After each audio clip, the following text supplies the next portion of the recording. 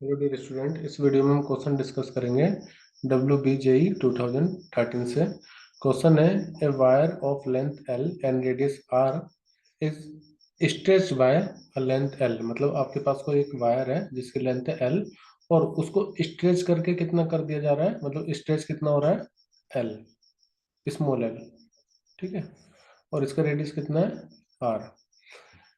Another wire of same material, इस word पर ध्यान देना, another wire of same material. तो हमारे पास एक दूसरा वायर है जिसकी लेंथ पहले वाले की डबल है 12 और इसका रेडियस भी डबल है 2R, और इसको जो स्ट्रेच किया गया है वो स्ट्रेच हुआ है 12 से। ठीक है, हमें बताना है जो एनर्जी होगी, एनर्जी पर यूनिट वॉल्यूम वो कितनी होगी। मतलब मान लो यहाँ पर U1 है और यहाँ पर U2 है, तो हमें बताना है क्या, U1 अपॉन U2 की वैल्यू।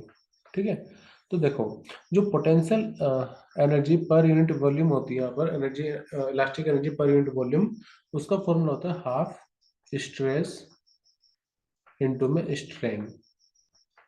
ठीक है, ये फॉर्मूला होता है, लेकिन इस क्वेश्चन में स्ट्रेस की तो बात ही नहीं हुई है। तो हम क्या करेंगे, स्ट्रेस को चेंज करेंगे। देखो कैसे, आपको पता होगा यंग मॉडुलस होता है स्ट्रेस अपॉन स्ट्रेन।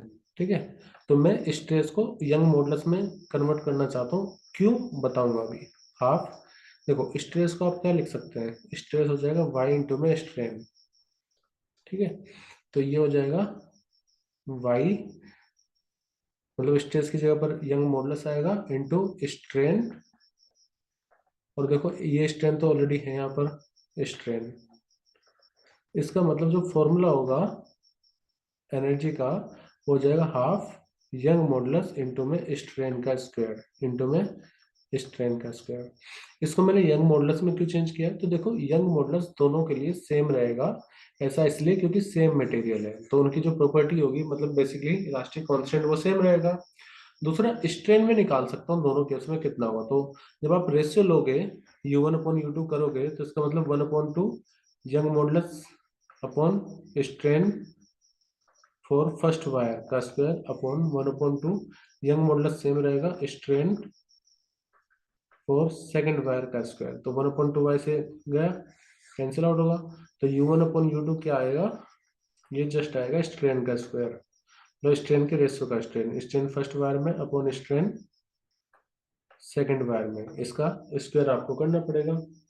अब स्ट्रेन कैसे निकालेंगे, तो देखो स्ट्रेन का फॉर्मूला क्या होता है, स्ट्रेन का फॉर्मूला होता है चेंज इन लेंथ अपॉन में original length, change in length upon में ओरिजिनल लेंथ। तो अगर मैं फर्स्ट वायर के स्ट्रेन निकालूं फर्स्ट वायर के लिए, तो उसके लिए जो चेंज आया लेंथ में वो कितना है, L, small L upon original length कितनी है उसकी, एल। ठीक है, और अगर मैं सेकंड वायर के लिए स्ट्रेन निकालूंगा तो उसके लिए जो चेंज इन लेंथ होगा वो कितना होगा, 2L अपॉन ओरिजिनल लेंथ कितनी है उसकी, 2L। तो हमें इसी का रेशियो लेना पड़ेगा, ये ध्यान रखना स्मॉल एल है। अब स्ट्रेन वन कितना हो गया, एल अपॉन में कैपिटल एल।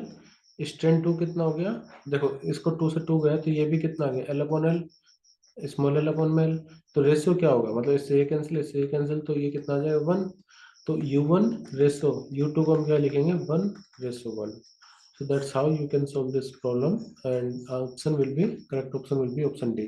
ध्यान रखना फॉर्मूला वैसे हाफ स्ट्रेस इनटू स्ट्रेन होता है, मैंने यंग मॉडुलस में इसलिए चेंज किया है ताकि यंग मॉडुलस तो दोनों का सेम होता है और जस्ट स्ट्रेन का स्क्वायर हमें निकालना पड़ेगा, जो कि इजी होगा क्योंकि उससे रिलेटेड चीजें क्वेश्चन में दी हुई है।